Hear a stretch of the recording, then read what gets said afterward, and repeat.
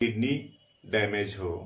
यहाँ पे जो भी कारण बताए जा रहे हैं एग्जैक्ट वही कारण होते हैं किडनी को डैमेज होने में, और बस अंतर उनका है कि कुछ का इन्फ्लुएंस डायरेक्टली पड़ता है, कुछ का इन्फ्लुएंस इनडायरेक्टली पड़ता है। तो छोटे से वीडियो में कुछ बातें आपको समझ में आ जाएंगी। वीडियो को देखने के बाद घबराने की जरूरत नहीं है, बस सचेत रहने की जरूरत है, इसको ध्यान रखना है। तो आज की डेट में छोटे बच्चों से लेकर के बड़े ओल्ड एज तक के लोगों की किडनियां डैमेज हो रही हैं। उसके कई कारण हैं। उसमें से जो प्राथमिक कारण इस तरह से देखा जाए तो हाई बीपी, जिनका ब्लड प्रेशर ज्यादा बना रहता है। सब बातों को हम लोग समझते हैं, पहले देख लेते हैं कि कौन कौन से फैक्टर मूल रूप से जिम्मेदार हैं। तो डायबिटीज,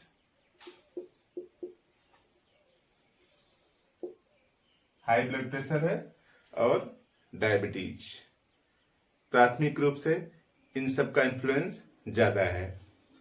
और यूरिया और क्रिएटिनिन,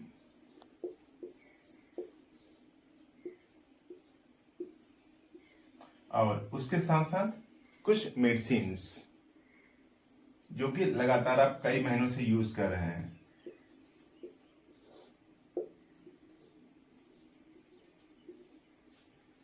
तो हाई ब्लड प्रेशर हो तो भी किडनी के ऊपर लोड ज्यादा पड़ता है, उसको फिल्ट्रेशन में दिक्कत आ जाती है। तो जिनका भी बीपी जो नॉर्मल रेंज है 80 से 120 से बढ़ा रहता है, हर 10 साल में लगभग इसकी वैल्यू 5 पॉइंट जोड़ के आप समझ सकते हैं। ये जो है 20 साल की एज के लिए है। अगर मान लीजिए आपकी एज 30 साल हो गई है तो इसमें आप 85 से 125 के रेंज में नॉर्मल समझें। फिर इधर 40 साल आ गई तो 90 से 130 है तो नॉर्मल है, घबराने की कोई जरूरत नहीं। फिर आगे 50 साल हो गई तो अगर 95 से 135 आ रहा है तो आप स्वस्थ हैं। यानी जो 80 से 120 है वो 20 साल के एज का है लगभग। हर 10 साल में 5 डिग्री बढ़ता जाता है। कारण क्या है कि जो आर्टरी या वेन्स हैं उनकी फ्लेक्सिबिलिटी कम होती जाती है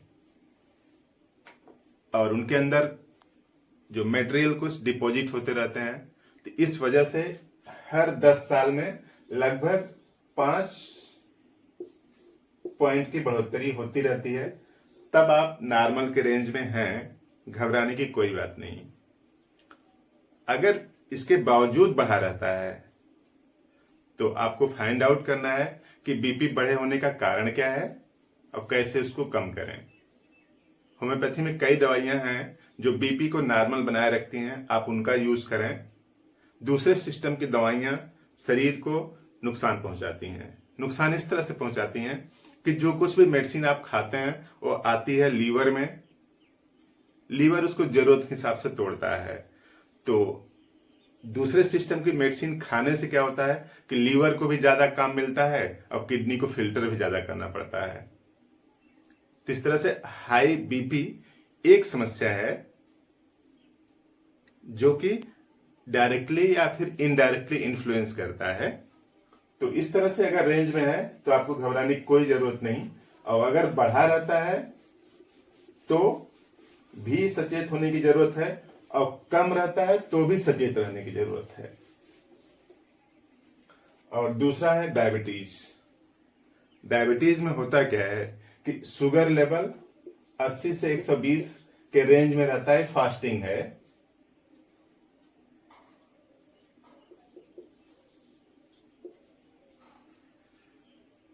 और खाना खा लेने के बाद, भोजन के बाद सब में ये लेवल बढ़ता है, लगभग 200 तक पहुंचता है, 200 से 250 तक। फिर खाना खाने से 1 से 1.5 घंटे बाद फिर वापस आ जाता है। तो कोई भी कितना भी स्वस्थ आदमी हो, अगर भोजन के बाद उसका शुगर लेवल जांचेंगे तो बढ़ा हुआ रहता है, लेकिन भोजन से 1.5 से 2 घंटे बाद फिर वापस नॉर्मल में आ जाता है और इतना रहता है। लो शुगर भी दिक्कत करता है, हाई शुगर भी दिक्कत करता है। हाई शुगर से दिक्कत क्या है कि ये जो आर्टरी वेन्स है ना, जो जहां पे लास्ट में होती हैं तो बहुत पतली पतली हो जाती हैं, तो उसमें सर्कुलेशन बाधित होता है।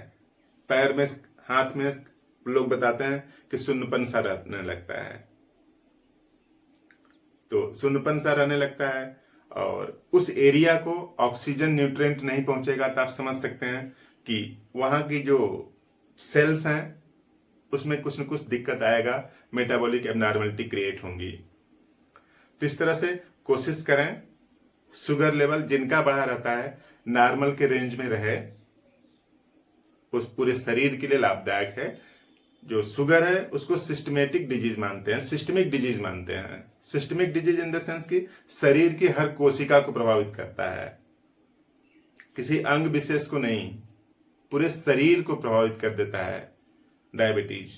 तो किडनी तो अलग तो है नहीं शरीर से, उसको भी ज्यादा प्रभावित करता है, क्योंकि अगर शुगर लेवल बढ़ा हुआ है ना, तो ब्लड क्या हो जाएगा, ब्लड मोटा हो जाएगा, ठीक हो जाएगा कि नहीं। ब्लड अगर ठीक हुआ तो आप समझ सकते हैं कि लोड कहां कहां पे पड़ेगा। ब्लड मोटा हो गया यानी ब्लड की डेंसिटी बढ़ गई, तो पहला तो लोड हार्ट पर पड़ेगा ना। पहले पतला ब्लड पंप करना पड़ रहा था तो हार्ट को नॉर्मल इफर्ट्स करना पड़ रहा था, ब्लड की डेंसिटी बढ़ी तो हार्ट को थोड़ा सा ज्यादा काम करना पड़ेगा। और किडनी पर, तो इस तरह से डायबिटीज भी डायरेक्टली और इनडायरेक्टली इन्फ्लुएंस करता है किडनी को। और यूरिया और क्रिएटिनिन यही जब बढ़ता है तो लोगों का इंडिकेटर है कि किडनी में कुछ न कुछ दिक्कत होने वाली है या फिर हो रही है। तो देखिए, ये जो यूरिया और क्रिएटिनिन है लीवर में बनने वाले अपशिष्ट पदार्थ हैं। तो ये लीवर है, यहां पे बनता है। किडनी सिर्फ क्या करती है, फिल्टर करती है बस। किडनी ये सब बनाती नहीं है। यूरिया और क्रिएटिनिन बनाता लीवर है, फिल्टर किडनी में होता है। अब किडनी उसको फिल्टर करती है ना। तो अब फिर वही बात, ये जो यूरिया है इसका नॉर्मल लेवल 17 से 40 होना चाहिए। अगर ये बढ़ा हुआ है मतलब ये जो लीवर है ज्यादा यूरिया बना रहा है। यूरिया बनती कैसे है, जब प्रोटीन टूटता है तो प्रोटीन का अमोनिया बाहर निकल जाता है। ये अमोनिया बाहर निकल गया और इसी अमोनिया से मिलकर क्या बनाता है, यूरिया। तो जिनका भी यूरिया बढ़ा हुआ है लो प्रोटीन वाली डाइट लें। लो प्रोटीन इन द सेंस इसलिए कहा जा रहा है कि शरीर में ग्रोथ रिपेयर के कुछ प्रोसेस चलते रहते हैं, उसके लिए थोड़ी प्रोटीन की जरूरत पड़ती है। तो यूरिया और क्रिएटिनिन दोनों लीवर में बनते हैं, डायरेक्टली या इनडायरेक्टली प्रोटीन के अपशिष्ट पदार्थ हैं और वो भी इंडिकेट करते हैं अगर बढ़ा हुआ है तो किडनी में दिक्कत आ सकती है। और कुछ मेडिसिन होती हैं, किसी अन्य बीमारी के ट्रीटमेंट के लिए आप कुछ दूसरे सिस्टम की medicine, tablet use, capsule use कर रहे हैं या फिर तगड़ी एंटीबायोटिक्स ले रहे हैं, तो आप देखेंगे तो उनमें कई के साइड इफेक्ट होते हैं जिसमें लिखा रहता है कि हाई ब्लड प्रेशर क्रिएट कर सकता है। अब अगर वो हाई ब्लड प्रेशर क्रिएट कर सकता है तो आप समझिए कि इनडायरेक्टली इन्फ्लुएंस कर रहा है किडनी को। कुछ में डायरेक्टली लिखा रहता है कि किडनी को इम्प्रेस कर, इफेक्ट कर सकता है। तो अब होता क्या है कि एक फैक्टर बॉडी के दूसरी मैकेनिज्म को, दूसरे प्रोसेस को अफेक्ट करता रहता है। तो कोई भी मेडिसिन अगर ज्यादा दिनों तक चल रही है और उसका रिस्पांस नहीं आ रहा है तो कोशिश करें डॉक्टर बदलें, मेडिसिन बदलें, कुछ करें। अन्यथा जो भी आप मेडिसिन खाते हैं तो वो सब पहले जाती हैं पेट में, डाइजेस्टिव ट्रैक्ट में, फिर वहां से टूटती हैं लीवर में आके। तो नहीं, तोड़ने फोड़ने की जिम्मेदारी किसकी है? लीवर की। क्योंकि जो कुछ भी हम लोग खाते हैं डायरेक्टली बॉडी उसी तरीके से यूज नहीं कर लेता है, पहले वो जाता है लीवर में, लीवर उसको प्रोसेस करता है कि शरीर के लिए किस तरह के मटेरियल की जरूरत है, तब लीवर उसको तोड़ देगा, तब शरीर यूज करेगी। तो आप कुछ भी मेडिसिन ज्यादा दिनों तक ले रहे हैं तो लीवर को ज्यादा लोड पड़ रहा है और लीवर का मूड खराब हो सकता है। तो हो सकता है यूरिया क्रिएटिनिन बनाने लगे या लीवर अपनी एफिशिएंसी को बढ़ाने के लिए प्रोटीन को ज्यादा तोड़ने लगे। तो इस तरह से पूरी कॉम्प्लेक्स मेटाबॉलिक प्रोसेस हैं जो बॉडी के अंदर अनवरत चलते रहते हैं और चलते रहने में कुछ दिक्कत आएगी। तो ये सब मेडिसिन के भी साइड इफेक्ट होते हैं। तो इस तरह से अगर ऐसा फैक्टर है तो घबराने की जरूरत नहीं है, क्योंकि एंजाइटी जो घबराहट खुद ही एक बीमारी हो जाएगी। बस ये है कि ट्रीटमेंट संभव है, बस जितना जल्दी सचेत होंगे उतना बेहतर होगा। देखिए इतनी दिक्कतें हैं, अलग अलग पर्सन में अलग अलग होंगी और उसी के साथ साथ अगर आप घबराहट से एंजाइटी ले रहे हैं तो भी एक और बीमारी क्रिएट कर रहे हैं। तो आप अपने खुद से बीमारी न क्रिएट करें, घबराने की जरूरत नहीं है। प्राथमिक स्टेज पर होम्योपैथी में कई मेडिसिन हैं जो कि इन सबको पहले बैलेंस कर देंगी, फिर इसकी दिक्कत ही नहीं आएगी। यानी अगर हम लोग इसको बैलेंस कर लें, इन सबको जब हो उसी समय बैलेंस कर लें, तो यहां स्टेज तक हम लोग पहुंचेंगे नहीं। तो काफी हेल्प हो सकती हैं। आप किताबें पढ़ें, उससे इंफॉर्मेशन गेन करें और अपने इंडिकेटर को पहले समझें, फिर ट्रीटमेंट पॉसिबल है होम्योपैथिक दवाओं से। अब हम लोग समझते हैं कि अगर ये सब बढ़ रहे हैं तो इनडायरेक्टली इन्फ्लुएंस इसको करें। डायरेक्टली किसी का इन्फ्लुएंस नहीं है, डायरेक्ट इन्फ्लुएंस नहीं है किडनी पर। कैसे इन्फ्लुएंस है सबका? इनडायरेक्ट है। तो इनडायरेक्ट तरीके से इन्फ्लुएंस करते हैं। तो बॉडी में कौन कौन से इंडिकेटर आते हैं, अगर हम लोग उसको जान लें, उसको समझ लें, तब बेहतर रहेगा। अब यहां पे इंडिकेटर में इस तरह से कि 2, 10 के नंबर में दिए गए हैं। 10 के इंटेंसिटी में उसका कितना रोल हो सकता है, उसका कितना पोर्शन हो सकता है। तो यहां जो स्क्रीन पर दिख रहा है आप उसको समझ लें, पढ़ सकते हैं और उसी तरीके के लक्षण आने लगते हैं, लक्षण आ सकते हैं।